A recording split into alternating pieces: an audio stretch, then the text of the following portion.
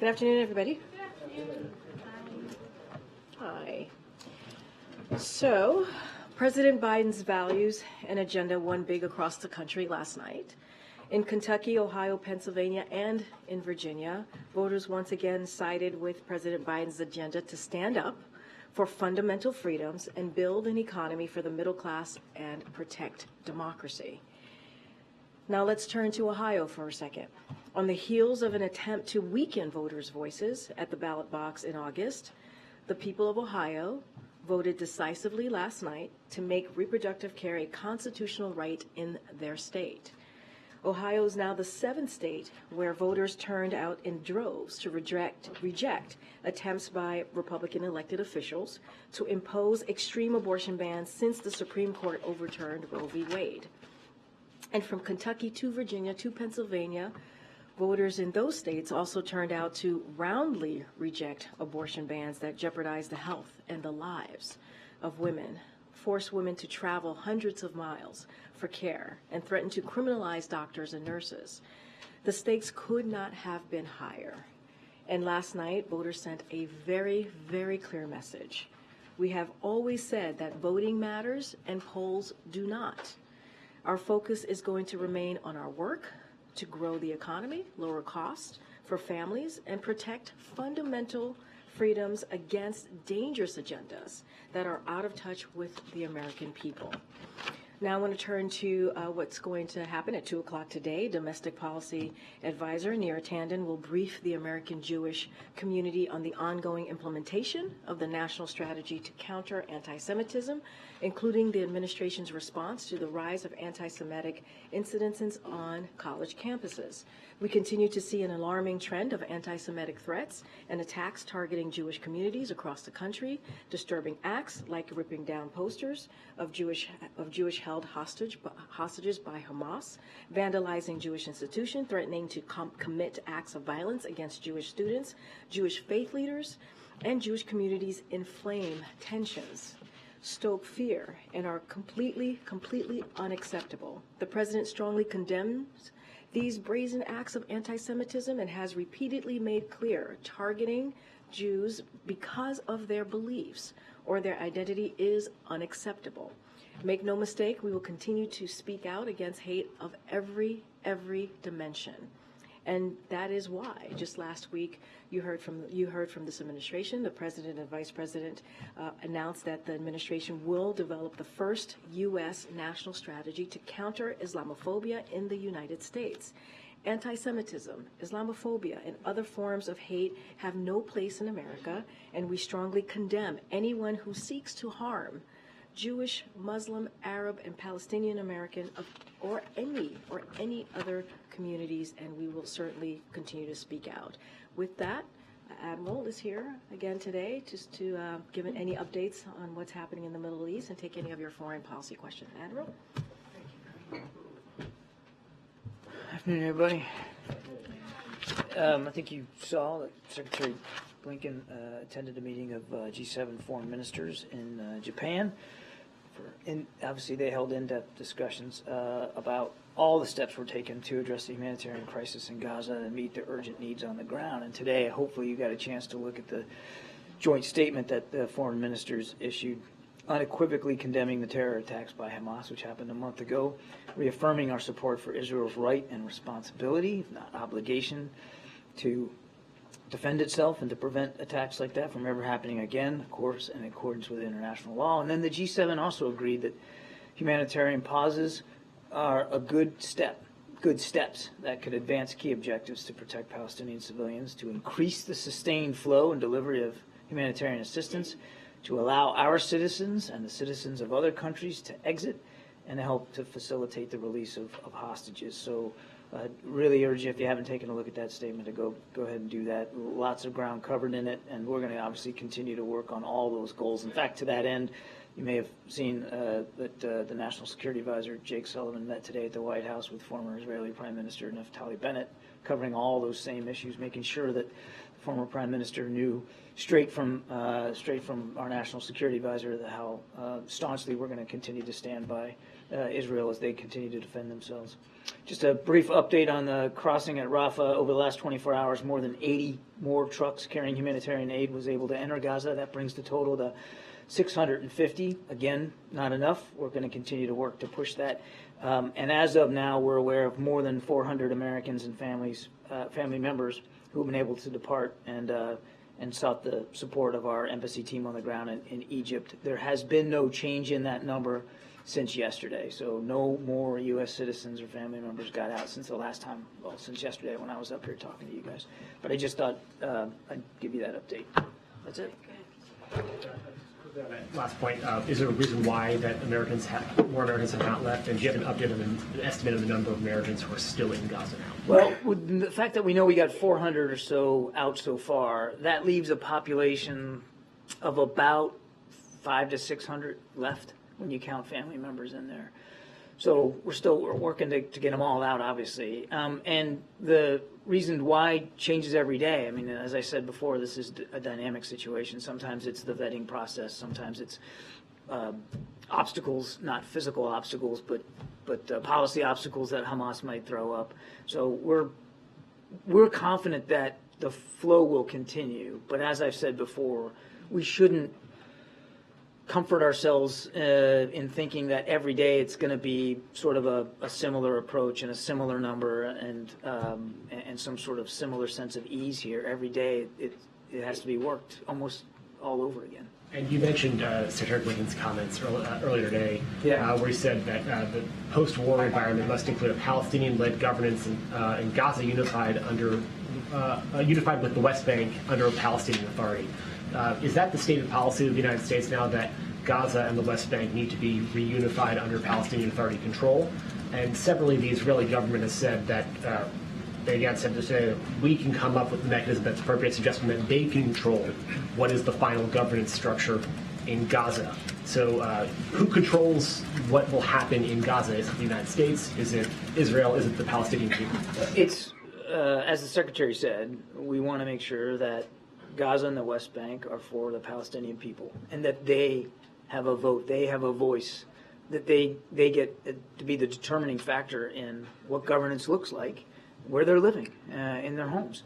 And that remains our policy, and will going forward. Now, what exactly does that governance structure look like, and when does it get put in place, and who are the players that are going to help adapt that? All that we're working out.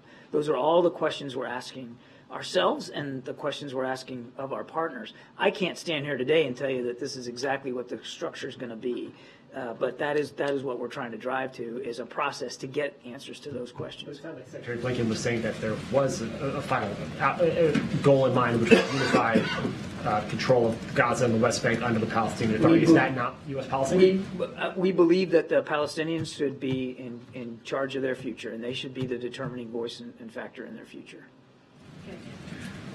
Thanks, Karine. Thanks, Admiral. Can you confirm that the President and Prime Minister Netanyahu discussed a 3-day humanitarian pause when they spoke most recently? And if so, how are discussions on that going? No, I can't confirm those reports. I can confirm that in almost every conversation that we're having with the Israelis right now, we're talking about the benefit of humanitarian pauses. And again, you saw the G7 foreign ministers also unite around that idea. How are discussions on that going? We're continuing to have those discussions. I don't have an update for you. I would remind that there has already been a couple of small humanitarian pauses to allow people to get out, including a small number of hostages who have been released. So this is not a new idea, but it is something that we believe should be continue to be pursued. The Secretary of State in his comments today also referred to a, quote, transition period after this conflict. Could you expand on that and explain what does the transition period look like to this administration? I think he was referring to this idea that, and it came up yesterday, where Prime Minister Netanyahu talked about an indefinite period where they would be on the ground. I think he was referring to the idea, the fact that in the immediate aftermath of conflict, it's certainly plausible that for at least some period of time, Israeli Defense Forces are still going to be in Gaza to manage the immediate aftermath and the security situation. But that nothing's changed about our view that shouldn't be the long-term solution, that it shouldn't be about an IDF reoccupation of Gaza as a long-term governance solution. One additional question. The UN Commissioner for Human Rights said today after visiting the Rafah border that, quote, he was witnessing the gates to a living nightmare. And he said that while Hamas, what it did on October 7th was a war crime, he also has concerns about the collective punishment of Palestinian civilians amounting to a war crime. What is the administration's response and suggestions, I guess, to what he is saying? Well, again, without responding directly to every comment made by every official around the world, I would just tell you that we're watching these events as closely as we can, of course. We're in constant touch with our Israeli counterparts. We're not going to react to every event on the battlefield, but we are continuing to stress to our Israeli counterparts, and you heard that from Secretary Blinken as recently as today, to stress to them to be as cautious, careful, and deliberate as possible, and to avoid taking civilian life as much as they can in the prosecution of these operations. Now, you had asked me yesterday about Golan Heights, so. I know. So I just wanted to be fair here. There's been no change in our position on the Golan Heights. I think Secretary Blinken talked about this back in February of 21. No change in our policy. And, as long as the situation in Syria remains as it is, we understand that that Israel has legitimate security needs there in the Golan Heights. So no change, no policy change. Is the Palestinian Authority capable of running Gaza now once the fighting dies down? I don't know that, again, we've got a final solution here on how Gaza will be governed, Steve. And obviously the Palestinian Authority would have to be a part of that discussion from the get-go, and as well as with other regional partners. But I just don't know that we've got that solution set nailed down. What we do believe, as Secretary Blinken said, that the Palestinian people should be in charge of their destiny and their future. When you're trying to get American hostages out, how does that process work? Are you in direct contact with Hamas? We don't have direct communications with Hamas, but some of our partners do, and they've been helpful in that regard. Any progress to note? I have no specific progress to announce or speak to today, other than that we continue to be focused on trying to get all the hostages out, certainly the American citizens that we know are being held, but all of them. And in order to do that, as we saw with the first 4 that got out, 2 Americans and then 2 Israelis a couple of days later, there was enough of a pause in the fighting to allow for their safe passage, and that's what we're trying to get cemented, is an agreement for as many pauses as might be necessary to get all of them out. But it's a delicate negotiating process, and we're still working at it. Thanks, Karine. So on that note, John, and thanks for coming again, by the way, should we be thinking about humanitarian pauses in the context of hostages? Because you referenced, the last time the Prime Minister agreed to some, it was to allow hostages out. Or are there other factors, getting more aid in, etc.? I mean, how should we be thinking about this? Because every time it's happened so far, it's for the hostages alone. I would recommend you think about it in terms of all of the above. I mean, obviously, one of the most urgent, pressing needs is to get the hostages, to get their release secured, get them back with their families. That's a key priority. But it's also a priority to get aid in, and also to allow for people who aren't hostages to find a way out of Gaza, or ways out of Gaza. So it's all of the above, but the key focus right now is definitely on hostage release. So is the lack of humanitarian pauses a factor in why hundreds of Americans are still stuck there? There are lots of complicating factors to the earlier question I got about why we haven't seen more movement over the last 24 hours. And the need to be able to cross Rafah safely without fear of coming under fire is certainly one of those factors. Thank you. Just to follow up on that hostages, Israeli government sources tell ABC News that Israel won't accept the release of 10 to 15 hostages, that it wants a bigger group, close to 50. Is that a position that the White House agrees with? I am not going to negotiate in public. Can you talk a little bit more about what demands Hamas is making to release these hostages? What is being asked for? I know you're not in direct contact. Any guidance you can give? Again, I'm really not going to get into negotiating it in public. We have a way to communicate with Hamas. We're using that way, and we're doing everything we can to get these folks back with their families. But I think you can understand that I could be putting all that process at risk if I start talking about the negotiating stance of one or another partner in this. And just any sense of proof of life, that anything you can give us as far as how you would know that these hostages are alive right now? I am not aware of any specific proof of life for specific hostages to include the small number of Americans that are still being held hostage. We don't have any indication to the contrary that they aren't still alive, and so we're certainly operating under that assumption. John. Thank you, Karine. Admiral, it's been a few days now since the leader of Hezbollah delivered a speech that sought to maybe prompt some more violence in the northern front. Have you been, over the last few days, have we seen any, has the U.S. tracked any escalation there? What do you expect?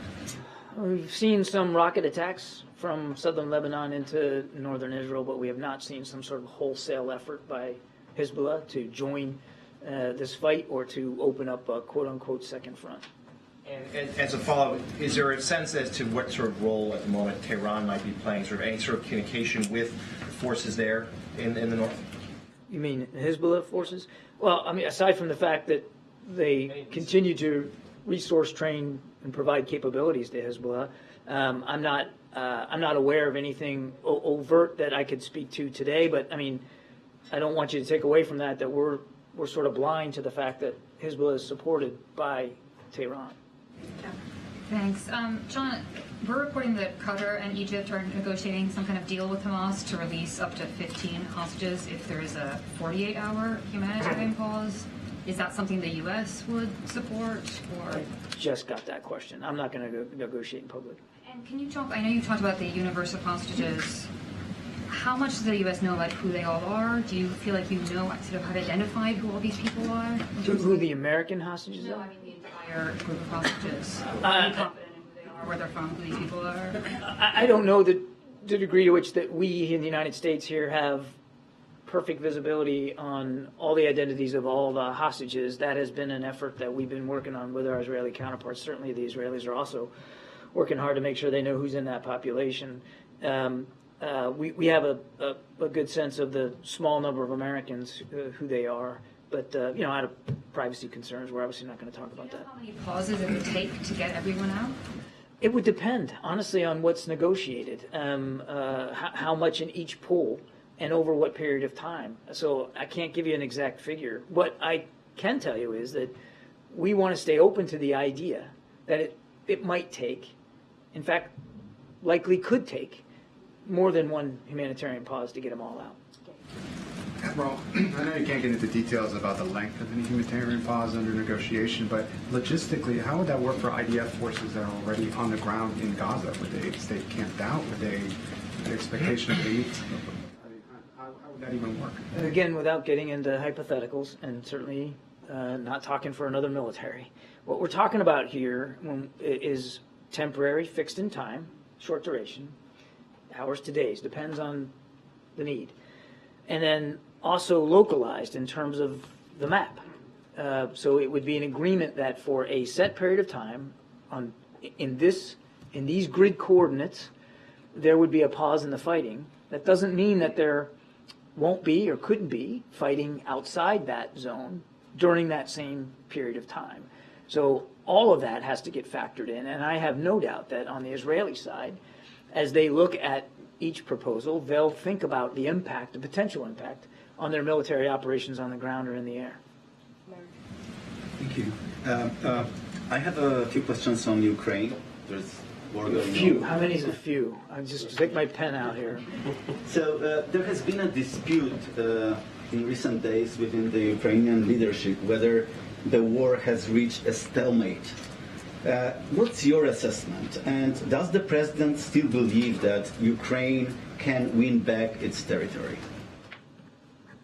Okay. I'm going to have one more after. Okay. Is that okay with you? Oh, absolutely. Okay. It's okay. So obviously we're not going to, as I've said many times before, we're not going to characterize Ukrainian military operations. They can speak for this. President Zelensky talked about this on Sunday, that he does not believe that they are in a stalemate. But that is for him and his commanders to talk about. What I can tell you is that the front from the Donbass area all the way down towards Zaporizhzhia and beyond, I mean, remains an active front. And there is fighting along that front, all along that front. The Ukrainians will be the first to tell you that they aren't making and haven't made as much progress on this counteroffensive as they would like. And that's why we are so focused on making sure that we continue to provide security assistance to them so that they can make the most of the time they have left before the weather's really going to set in and make it harder for them to make any progress. And your question, does the president believe that they can? Absolutely, we believe that they can win back their territory. I think they've been underestimated since the beginning of this conflict. They're capable, they're strong, they're brave. They've got good command and control, and there's no doubt in our mind that they can continue to succeed. But the enemy gets a vote. Russia's planted tens of thousands of mines all along that front, making it harder for them to advance. And as I said, the weather's not going to be cooperating here for much longer. Security assistance for Ukraine. A group of Senate Republicans demand border security measures, including changes in asylum policies, as a condition for further aid for Ukraine. Is the president open to such changes? And how much funds do you still have available for Ukraine from the previous appropriations? On your first question, I would just say that the reason why the president included border security funding in the supplemental is because he agrees that we need cooperation from Congress to improve our capability at the border. And if they are serious about wanting to help with border needs, then pass the supplemental request that the president submitted. And as for the money that's left, what I can tell you is that roughly of the total funds that have been provided to Ukraine since the beginning of the war, which is in excess of $60 billion, and that's not just security assistance, that's economic and financial assistance, humanitarian assistance.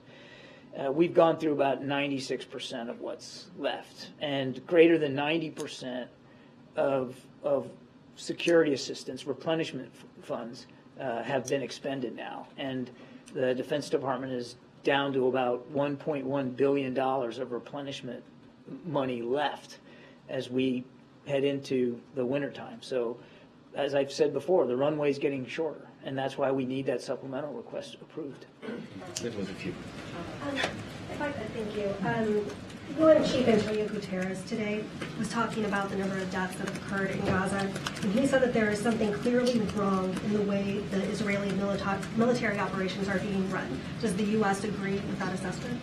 Again, I'm not going to armchair quarterback this fight from this podium. We're not going to react to every event, every strike on the ground. We are going to continue to provide Israel with what it needs to defend itself and to go after Hamas leadership. And we're going to continue to urge them, as you heard Secretary Blinken say today in Tokyo, to urge them to be as cautious and deliberate when it comes to civilian casualties as possible. We recognize that many, many thousands of Palestinians have been killed and wounded in this conflict. And each one is a tragedy. We grieve and mourn with each family that is grieving and mourning. And that's why we're going to continue to stress that the law of armed conflict be fully and completely complied with. And one thing that falls a little bit under your purview, something that the White House and campaign and the president's allies often say, is that one of his selling points is his leadership on the world stage, pointing to Ukraine, Israel, his ability to reinvigorate NATO. Yeah. But a CNN poll released just yesterday found that only 36% of registered voters believe Biden is an effective world leader, and that Trump, 48% believe he is. Were you surprised by that number, and where do you think the disconnect is? We're not focused on polls at the National Security Council. We're not certainly not going to. It's not going to govern the kind of policies that we're developing, the options that we're providing to the commander in chief, or the way we're executing on those options. We're just not fixated on that. We're fixated on defending and protecting our national security interests around the globe. And again, without going into the litany that would take me probably an hour to get through, I can point to chapter and verse of things that this president has done on the world stage to advance those national security interests. John, does the president think that Israel's plan to oust Hamas is achievable militarily? The president believes, because he's seen it on our own, on the efforts to go after ISIS and after Al Qaeda, that it is absolutely possible through military and other means to disrupt and degrade, if not decimate, a terrorist network's ability to resource itself, to plan, to operate and execute attacks. We're not going to, again, characterize or analyze publicly Israeli war plans. They should be the ones speaking to that. Right now, they are focused on putting pressure on Hamas leadership, specifically in Gaza City. And they are pursuing that through military means. And again, we're doing everything we can to help them. How important is the timeline to that belief that this is achievable? And the reason I ask is because of this polling that shows Americans are very deeply divided on Israel's counterattack. Only 36% said it's very important or extremely important to provide aid. 40% of Americans said the military response has gone too far, and among Democrats, that number is 58%. So is he at all concerned about backsliding in support for this mission among key constituencies of his base? As a leader who has been, deeply involved in the Middle East for much of his public life, he understands that there's a lot of complex history here, and he also understands that right now there's an awful lot of strong feelings on all sides about what's going on right now. He appreciates that, but he's not going to develop policy options here for the United States or administer our national security interests, again, according to polling data, which shifts and change. He's going to do it based on principles, based on a firm belief in Israel's right to exist as a nation and the Israeli people right to live in peace and security, as well as the Palestinians. And that's going to govern how he makes his decisions with respect to protecting our national interests, to include, Jackie, his firm belief that in the promise of a two-state solution and how we can't abandon that. Will you send American troops into Gaza to get American hostages? There are no plans to put American troops on the ground in combat in this fight. We are pursuing a series of steps, largely through negotiations, to get our hostages out. Thank you, Karine.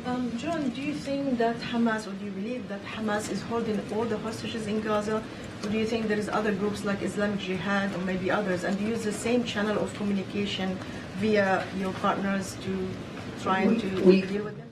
We don't have a perfect picture about where everybody is, what condition they're in, or in how they're being held. We cannot rule out the possibility that other groups than Hamas may have hostages that they're holding. Okay. And yesterday you said there is no red lines militarily for Israel, but is there any political red lines? I think the Secretary alluded to it today, Secretary Blinken, when he said that no transfer of Palestinians and no, in a way, allowing for a security buffer zone that will be on Palestinian land. Is this something that the administration will convey to the Israelis? And I'm sure we've seen the images of thousands, 15,000 actually, of women and children walking on foot with little belongings from northern Gaza to southern Gaza. Do you still believe this is not in breach of international law when an occupying power forces civilian population to move from place to place? Again, I appreciate the efforts to have us react in real time here to events, and I'm just not going to do that. But on the question about permanent displacement, that is not a new policy. Secretary Blinken was reiterating what we have said time and time again since this conflict began, that we do not support and won't support any kind of permanent displacement of Palestinians outside Gaza. Go ahead. Thank you. I'd like to take another stab at East Asia today, please. First of all, on Monday, as you know, President Biden's meeting Indonesia's president, and he's the leader of the second largest Muslim country in the world. What is his message to President Widodo, and why does the statement that the White House put out about this make no mention of the situation in Gaza when we know that President Widodo is going to a meeting of the Organization of Islamic Cooperation the day before, where that's going to be the main subject? I can't speak to the announcements, specifics of the announcements. I mean, if we listed every single topic that every single discussion the president has with every single foreign leader came up, I mean, there'd be no end to these announcements. I mean, I have no doubt that the situation in the Middle East will come up. I don't think you should read anything into the fact that it wasn't in the announcement. I wouldn't worry about that. Clearly, there's a lot on the plate to discuss with the president, and President Biden looks forward to that, particularly when it comes to the security, economic, and diplomatic challenges that remain in the Indo-Pacific. Quickly, can you just confirm, Japanese media is reporting that November 15th is the date of the Biden-Xi meeting. Can you confirm that and just preview that for us, please? No. And no. I wanted to ask you again about the civilians living in Gaza. You've talked about your pushes for a humanitarian pause and that you don't support permanent, or did you call it permanent displacement of those civilians outside of Gaza? That's right. Can you lay out what the U.S. position is then on protecting these civilians from these airstrikes or from other Israeli military operations, given that what the U.S. position is on protecting these people when they have nowhere else to go? You're talking about the civilians that are moving to the south or are near the crossing. Yes, with the caveat that we are not involved militarily in this conflict. Obviously, we continue to urge our Israeli counterparts not to take military action, strikes, that would put innocent civilians in greater harm's way, particularly in all cases, but certainly particularly in those cases where these folks are doing exactly what they've been asked to do, which is move out of North Gaza and into South Gaza and to collect near the crossing as we continue to try to get folks out. So we've been very plain about our concerns over military action that could put those folks in greater harm's way. Are you putting any pressure on neighboring countries to take in Palestinians fleeing Gaza temporarily? I know you said you don't support permanent displacement, but what about a temporary solution? That's going to be up to those countries to decide whether they're, what their refugee policies are, and I'm not aware of any specific asks that we're making of other countries to take in a certain number. We understand that most Palestinians, they don't want to leave. I mean, it's home, and we know that some of them are worried that if they were to leave, that they might not be able to go back in. It's not. The most pressing issue right now is the internal displacement of more than 1 million. I think it's like 1.5 million right now, and making sure that they're as safe as possible, to your first question. But I'm not aware of any specific discussions we're having with other countries about refugee resettlement. Thank you. Yes, ma'am. Thanks, Karine. Admiral, thank you. 2 questions. First, on the Middle East, understanding that it's been closed for security reasons, can you say when you think Rafah will reopen fully? Well, I mean, it remains open for stuff getting in. As I said, 80 more trucks overnight, which is a good thing. And I wouldn't characterize it as closed, not in a permanent sense. It's just that we weren't able to make any progress over the last 24 in terms of people getting out. But that doesn't diminish our confidence that we'll be able to continue to get folks out over time. But every day, it's a series of negotiations. Every day, it's a series of discussions about process and procedure and vetting and all that. And, there's going to be some days where we're more successful than others, but we're not considering it permanently closed. Separately, on the DFC announcement of the $553 million investment in that port terminal in Colombo, I was wondering if you can put that into context as the U.S. tries efforts to kind of counter what you see as China's unsustainable infrastructure lending in the region. Can you talk about the strategy here and how that's working to kind of win over global South countries on that front? Well, so a couple of things. It's not about winning folks over. We're not telling people they can't enter into investment arrangements with the PRC. That said, the president has worked hard now over the last 2 years to advance what he calls the PGI, the Program for Global Investment and Infrastructure, which is providing in ever-increasing amounts investment opportunities for lower middle-income countries to seek more fair, more transparent, and quite frankly, more economically beneficial investment opportunities for their own infrastructure all around the world.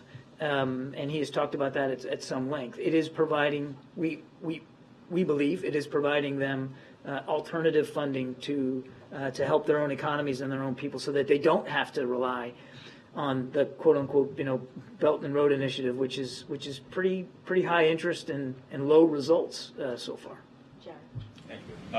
I wanted to go back to this idea of sort of the humanitarian pauses versus a ceasefire. I know you've talked a lot about how those are very different things. So in that context, would say a 72-hour humanitarian pause be different than a ceasefire? I guess my question is, how long are humanitarian pauses humanitarian pauses? Humanitarian pauses are as long as they need to be for accomplishing whatever the specific purpose is, whether it's hostages out or aid in or just getting people out. I mean, they have to be as long as they need to be. But just to be clear, to kind of reset here, when we talk about a ceasefire, when you use that term, when that term is applied, a general ceasefire, it connotes a cessation of hostilities for an indefinite period with the purpose of finding an end to the conflict. Usually when you get into a ceasefire, it's when you think you're at the end game and it's time to negotiate. Go to the table and brass tacks here, how are we going to end this war? And we don't support that at this time. A ceasefire right now benefits Hamas. It certainly also legitimizes what Hamas started on October 7th. It would give them a propaganda win. They see, look, now there's a ceasefire, and so we're going to be an equal party to this, and we have every right to continue to stay in governance in Gaza. And they don't. And they're not. So a ceasefire not only gives them time to plan and execute, but it legitimizes what they started on October 7th. And that's unacceptable to President Biden. It's certainly unacceptable, understandably so, to the Israeli people. A pause is, as I said, temporary, localized, specific purpose. Jenny. Thank you, Karine and Dr. John. I have two questions. Secretary Blinken and the Defense Secretary Austin visit to South Korea and hold talks with their counterpartners. What role do you expect South Korea to play in the Middle East conflict? Secondly, currently the United States is focusing on the war in Ukraine and the Middle East war, Hamas and Israel wars. Does the United States have a strategic response plan in case of an emergency on the Korean Peninsula or Taiwan area? I mean, we always strive to be prepared for contingencies on the Korean Peninsula and in the region. And the president has devoted a lot more energy and effort and resources to making sure that we can meet our security commitments to the Republic of Korea, including additional training and exercise events, improving our intelligence collection capability off the peninsula, and of course maintaining a very robust military force in the Indo-Pacific, naval, air, and ground. So, and we're in lockstep. You'll see this on hand as our defense and foreign ministers meet here shortly to make sure that alliance remains ironclad. On your first question, I know, I remembered it. I actually remembered it this time. We're not going there hat in hand to ask South Korea to do something specific for the Middle East. Those are sovereign decisions. They have to decide for themselves if they feel there's a role for the South Korean people in that conflict. They have been terrific friends and partners and allies in the region, but even with the support to Ukraine as Ukraine battles for its independence. And again, those are decisions that the South Korean people, through their elected leadership, have to make. Thank you. Go ahead, John. Thanks a lot, Karine. John, you mentioned earlier that the administration is in constant touch with your Israeli counterparts. Do the Israelis update you, apprise you of the progress that they are making in this conflict against Hamas? Yes. And those conversations, are they with diplomatic officials, intelligence officials, military officials? Can you give an update about who your counterparts are when you talk about that? It's all of the above. And next week, the APEC summit is taking place while two conflicts are ongoing in Ukraine and also this war between Israel and Hamas. How important is next week's APEC summit given all of that that's going on? I think it underscores how important these kinds of relationships are, these kinds of conversations are, particularly with our friends and partners in the Indo-Pacific. You can't. Yes, we're focused on what's going on in the Middle East and in Europe, but we have not and will not turn a blind eye to the security challenges that remain in the Indo-Pacific. And there's a lot of crossover because there are certain governments in the Indo-Pacific that are watching very closely how the United States manages support to Ukraine and support to Israel, and maybe divining certain lessons from that. So it's all the more important that we have this discussion in San Francisco. I'd like to circle back to Ukraine with all of the concern about what's going on in the Middle East. And again, as we just discussed in the Indo-Pacific, we also have some concern among the people who have left Ukraine, who are in the United States, worrying that perhaps it's become a forgotten war and that it's a lower priority. Are there any assurances from the administration that could assuage those concerns? Look at the supplemental request that the president submitted just a couple of weeks ago. Biggest chunk of that is for Ukraine, for economic assistance, for security assistance, for replenishing our stocks. I think, we prioritized it appropriately, and obviously it's not something at all that we're walking away from. And in fact, quite the contrary. You have the last one. Thank you. Given that India has good relations with both Israel and Palestine, do you see any role for India in resolving the issue? Given that in the last few years, this administration has worked with India in working with other countries in the region, like I-2U2, the IMEC corridor. To the Quad? Yeah. No, India is a key strategic partner, and I think you saw that on full display when Prime Minister Modi was here. But we'll leave it to the Indian government and the Prime Minister to decide what their stance is going to be on any particular crisis or contingency around the world, to include the Middle East. But they remain a key strategic partner, and we're dedicated to advancing that partnership every single day. Thank you. Thank you so much. Thanks for coming back. All right. Okay, Zeke. Government is going to run out of money in 9 days. Can you update us on what the president is doing to stop that from happening? Does he plan to speak with the speaker, with congressional leadership, have them over here?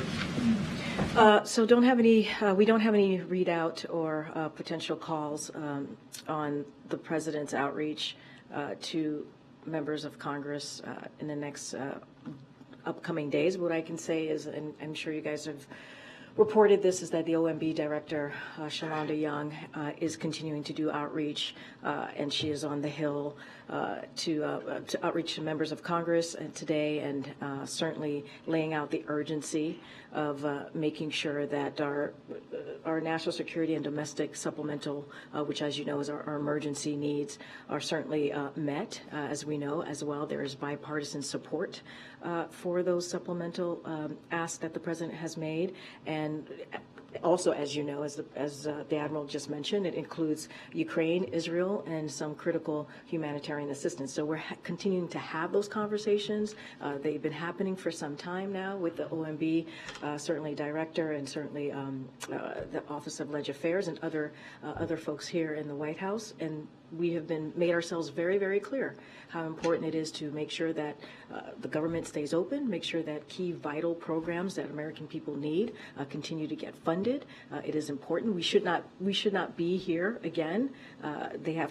Congress has to make sure they do their jobs. And so that's been very clear. This is something that they have to act on. This is something that they can avoid. And so we have been clear about that. We'll certainly continue to make that clear to them. And then last night in a bipartisan vote, the House censured Congressman Rashid Tlaib. Does the president believe that was appropriate, that her comments justified that action? So I'm not going to speak to the actions that Congress takes. We've been very clear, and any other resolutions that include a censure, we've been very clear, whether it's a Republican or a Democrat, that is for certainly Congress to take action on, and that is their prerogative.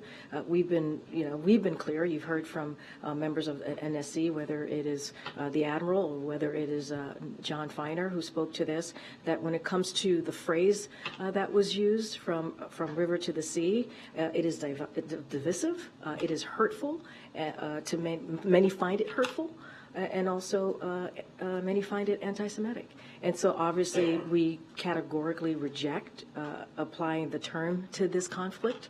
But I will more broadly say, and this is something that John Feiner said when he had his interview on Sunday on Face the Nation, we respect that there are strong feelings about the war in Gaza. And and there are legitimate public debates and concerns about how it is being fought. So we have expressed strong views ourselves in public and in private conversations with Israeli officials, as you heard the Admiral speak to, as you all aware about the importance of preventing civilian casualties for sure, for certain. But remember, Israel is defending itself from terrorists who committed a horrific act. That's what we saw on October 7th, as you all know, and who have taken about 240 people hostage, including American citizens. So not going to speak to the actions that Congress took, but certainly as it relates to that term, we've been very clear. We strongly disagree. Has anyone from the White House reached out to the Congresswoman, and given that she used a phrase that you just described as divisive and potentially anti-Semitic, does the White House plan to have any engagement with her? The President's head of the Democratic Party. Is there a place in the Democratic Party for somebody who uses phrases like that? So we've been very clear. We just said we think that we strongly disagree in using that phrase. I mean, that is coming from here, from the White House, in a very public way. It's been said by many people at the White House. So we've been very, very clear about that. I don't have any conversations to read out to you with the Congresswoman. I just don't have anything from here at this time to read out. But look, we've been very clear, very, very clear about using how it is important to be mindful about the language that we use, especially in this time, and we'll continue to speak out to that. Thanks, Karine. What does the president think last night's election results say about his own chances for re-election, if anything? So not going to get into his re-election, obviously, from here, or anything that's related to 2024. You saw the president's statement yesterday about the particular, obviously, issue 1 in Ohio. You heard directly from the re-election campaign, so certainly I would refer you to the re-election campaign. But what I can say more broadly, and I think it's important to note here, and I said this a little bit at the top, of how what the American people made very clear. They spoke out loud and clear, and what we believe we saw across the country is that we saw the president's values and agenda win big across the country last night.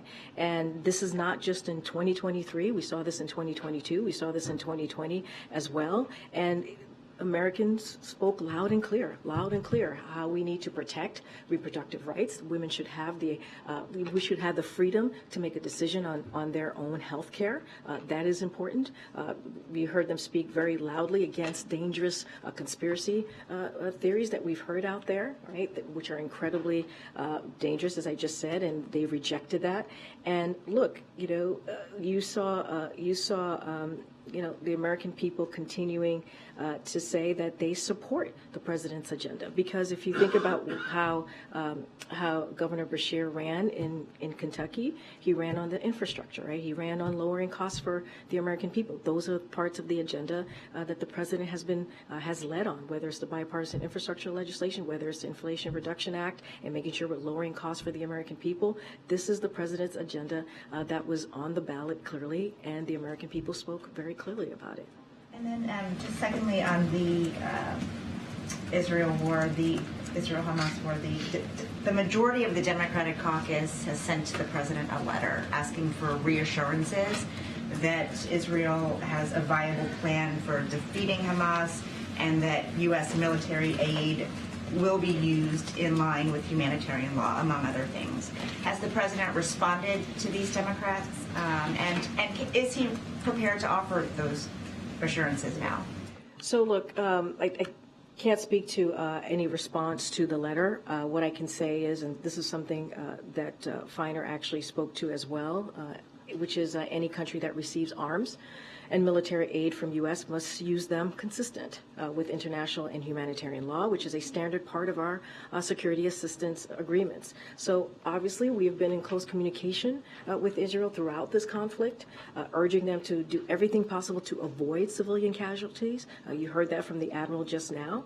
And even as Hamas uses civilians as human shields, and that's what we've been seeing. And so as we've seen events take place that concern us, we will continue to raise those directly with the government of Israel, and that will not stop. There is constant communication with them from obviously from here to with the Israeli government, and that's going to continue. Okay, Gabe.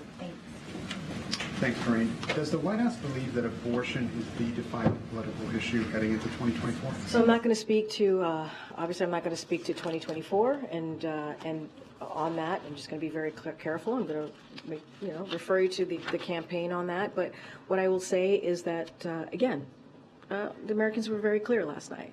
They spoke in a loud and definitive way, and they believe that politicians should not have a say in making decisions, especially women making decision on their reproductive health care. And that's what we've heard, and this president and this vice president is going to continue to support and be in strong support in making sure that women have the right to make their own decision and make sure that Roe v. Wade becomes the law of the land. You've heard that from the president over and over again. Obviously, he put out a statement to this last night.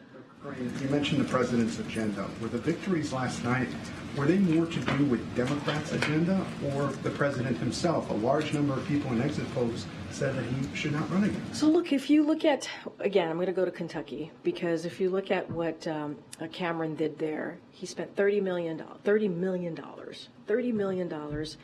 trying to connect the governor of Kentucky, Bashir, to the president, right? And he called it a Bashir-Biden agenda. $30 million.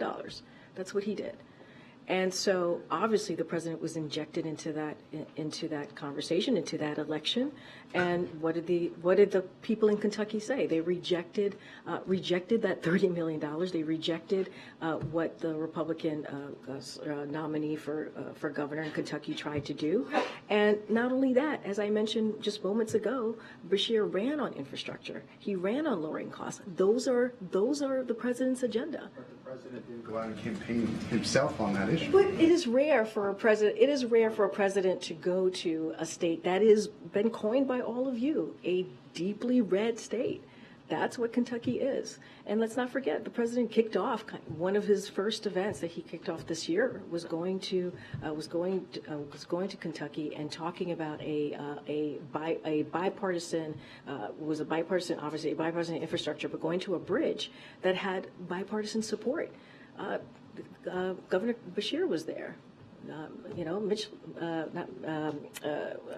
forgot his name. The Senate leader, Republican leader, was there, and so you saw this bipartisan support for this bridge. It was really incredibly important. He literally kicked off this year going there. And so, look, it's very rare for a president to go again to a deeply red state. That is not something that any president would do. And so, look, the president's agenda was certainly, we believe, on the ballot. This issue of abortion, right, which we know how extreme Republican electeds have been in putting out national ban. And what did the American people do? They rejected that. They rejected the extremism that we saw from them. They rejected the conspiracy theories that we saw from them. And the president is going to continue to do the work of the American people and push forth what the American people want us to do here, and is to make sure we deliver. Is the Biden-G meeting in San Francisco totally locked in? It's going to happen 100% certain? I don't have anything to confirm here and now. Obviously, you'll hear more from us in the upcoming days. I just don't have anything to confirm. And is he going to watch the Republican debate tonight and comment on it? I don't have anything on the president's schedule for this evening. Obviously, it's going to be on the airwaves tonight. I just don't have anything to share on what the president's schedule is going to be for this evening. How much of the election returns did he watch last night? Well, as you know, the president made some phone calls, right, to some of the folks who whether it was Governor of Kentucky, who was obviously reelected, or some other Democrats who won last night, and so obviously he paid close attention to the results last night. I just don't have anything else. Okay. Senate Republicans have been pushing for immigration policy changes to be included in a supplemental in order to get that funding across. You heard this over and over in the hearing today with Alejandro Mayorkas, and there were some Democrats on that committee, like Chris Murphy and Schatz, who seemed open to discussing some policy changes to deal with this in a piecemeal approach. Is the White House willing to budge on this in order to get this money through? So look, you know, on day one, the president put forward a comprehensive immigration plan, legislation for Congress to take a serious look at and to work with him on getting that done. We have a broken immigration system. It's been broken for decades now, and the president has done everything that he can on his own to try to figure out how do we deal with what's going on at the border. There is a plan out there. There is a piece of legislation out there from the first thing that he did on day one of his administration. And we put together, or we included the border security funding in the supplemental because we believe it is important to continue the funding that is needed to deal with this issue. And so if Republicans in Congress were serious and are truly, truly serious, they would look at what we presented. I'm not going to negotiate from here on what we would discuss or move forward with, but we've been doing this from day one. From day one, the multiple times that I have talked about border security and asking for Republicans to act, asking for Republicans to meet us in a way to have a real serious conversation on how to deal with the border, we don't see that. We just don't see that. Well, are there border policy concessions is it possible that could be part of this? Look, I'm not going to go, point by point on what Republicans are putting forward. Not going to negotiate from here, but we have been doing this since day one of this president's administration, day one, on trying to figure out how do we deal with the border security issue. And he did that by putting forward a piece of legislation that is comprehensive and that deals with immigration in a real way. And what we have seen over and over again is political stunts. And the president's heading to APAC next week, but then right around the corner is that government funding deadline. Is the White House considering any alterations to his schedule or plans? Could he potentially come back a little bit earlier? We don't have any changes to his schedule. Look, this is something that Congress can get done very easily. This is their job, right? Their job to keep the government open. It is up to them to get this done. They have to do their jobs. They have to do this work. They have to keep their commitment. There should not be a government shutdown. The president's going to continue to do the work for the American people, obviously focusing on foreign policy, focusing on national security next week, and that's what we're going to see in APEC. And really important to have those diplomatic conversations, and that's what you're going to see the president do. Go ahead, Jojo. Thanks, Karine. Can you give us a preview of the president's trip to Illinois? And also, I'm wondering, does the president believe that his decision to join auto workers on the picket line made any difference at all in settling this dispute between the workers and the auto companies? So let me get to tomorrow. So tomorrow, obviously, which is Thursday, President Biden is going to deliver remarks and meet with UAW auto workers, UAW President Shawn Fain and Governor J.B. Pritzker in Belvidere, Illinois, to highlight his commitment to delivering for Illinois, for delivering for working families and creating good-paying union jobs, as well as UAW's historic agreement that includes bringing thousands of UAW jobs back to Belvidere and reopening a plant, which is incredibly important. The acting Labor Secretary Julie Su and Senior Advisor to the President Gene Sperling will join the President on his travel. When he is in Belvidere, Illinois, where he's going to mark the reopening of that assembly plant. This reopening will create thousands of jobs, highlight the President's commitment to rehiring and retooling the EV and EV battery jobs in the same communities where auto jobs have created good-paying union jobs for decades. And thanks to the contract that UAW was able to negotiate with the auto workers, the UAW auto workers will get more in wage increases in 4.5 years than they did over the past 22 years combined. I would, to answer your other question, look, this was collective bargaining. The president believes collective bargaining works, especially when all sides come in good good faith, come together in good faith, and that's what you saw. And this is a victory for them. This is a victory for the men and women of the UAW. And, it is something certainly that he supported, and we obviously were able to give support to the negotiations, but they did the negotiations. It was their negotiation to have. Certainly, we are glad that it came to a place where UAW auto workers were able to get what they deserve. The vice president is actually outside. Oh, she left. You think you could invite her in here? Oh, okay. It feels like she's going to make a statement. We should be here. Okay, I was not aware of that. I was not aware. I was not aware. I would have to talk to her office. Is she still out there? She just finished, but we'd love to ask her questions. Okay. All right. Well, would have to. Oh, Steve is coming back. Would have to ask what happened. I was not aware that was going to happen. 30 seconds about last night's election. Okay. Okay. All right. I guess what's behind the decision to not have the president come out in the wake of the results? So look, you're going to see the president tomorrow. Just talked about Chicago. Now I see why people left and came back. Okay, that's good to know. Was not aware. Okay, so look, the president put out a statement on issue 1, Ohio issue 1. Yesterday, as you all know, Ohioans voted decisively to protect the access of reproductive health care in the state constitution, and so that was important. I mentioned that he spoke to Kentucky governor. He also spoke to Congressman-elect Gabe Amo and Philadelphia Mayor-elect Sherrell Parker, so that was important. And of course, the campaign spoke to this as well today. You're going to hear, you're going to hear from him tomorrow. He'll certainly speak to this tomorrow. I just don't have anything more on his schedule today. But look, this is last night was an important night. I think important night for the American people. Like I said, they rejected these extreme policies that we have seen from the Republican Party, and also they lifted up the president's agenda, the president's values, and that's also important because what the president has been trying to do from day one is deliver for the American people, whether it's infrastructure, whether it's lowering cost.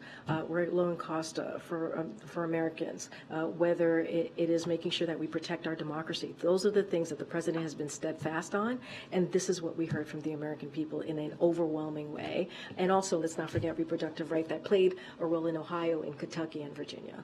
And given those wins, how do you explain the president's low approval rating and the disconnect there? And look, I spoke to this yesterday, and what I said is you have to take these polls with a grain of salt, right? And I talked about 2020, right, and what we saw in 2020 and what was being reported then.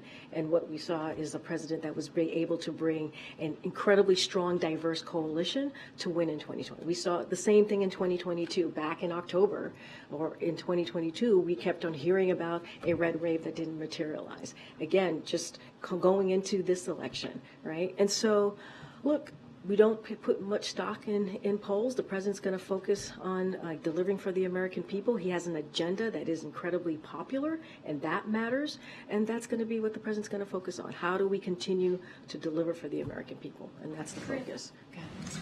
So Senator Tuberville doesn't look like he's budging anytime soon on the Department of Defense nominees.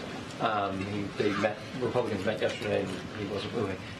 Does the White House believe that the Senate's going to need to change the rule in order to get the 400 or so? I'm not going to get into the rule changing of the Senate. That is their decision to make. We've been very clear about what Tuberville holds due to our national security, the threat that it has to our national security, and it's risky. It's a risk to our military readiness. It's hurting our military families, and certainly we strongly disapprove of this. And we've been very loud and very clear about our thoughts on what he's doing here. And so we are glad to see Senate Republicans speak up and also be vocal about this. Look, we need him to stop blocking these nominees, and we need them to get confirmed very quickly. And we need him to stop playing political games here. We should not be playing political games with our military. That is not how we should be moving forward here. Okay. Go ahead, in the back. Ohio voted to legalize marijuana last night. Does the Biden administration support that vote, and do you feel that marijuana restrictions should be loosened on the federal level? Look, the president put out his stance on marijuana about a year and a half ago. Nothing has changed there, and so I will leave it to the people of Ohio to decide on how they're going to move forward with their own constitution, but I'm just not going to speak to it further. We've been very clear. Something that's just breaking right now. The House Oversight Committee has issued subpoenas for Hunter Biden, James Biden, and Biden family business associate Rob Walker. Do you have a comment on that? So look, as you just mentioned, it's just breaking, so I don't have this information in front of me. I'm just hearing from you. Certainly, I would refer you to any of the personal representatives on this, on your question. But I will have to say something that I've said many times. This is an investigation that has been going on for a year now and has turned up zero evidence of wrongdoing by the president because there is none. But Republicans continue to double down on a baseless smear campaign against the president and his family. Instead of being focused on the American people's needs, what they're asking for, what is it that they really truly want us to focus on, they continue to double down on this. And there are a lot of important issues that we need to deal with, not just us here in the White House, but also Congress, national security, the economy, health care, gun violence. That's what we should be focusing on. But they continue to try to smear this president and his family on a baseless investigation. And so anything else further, certainly I would refer you to the personal representatives on it. All right, thanks everybody. Should they comply with it? Should they comply with it?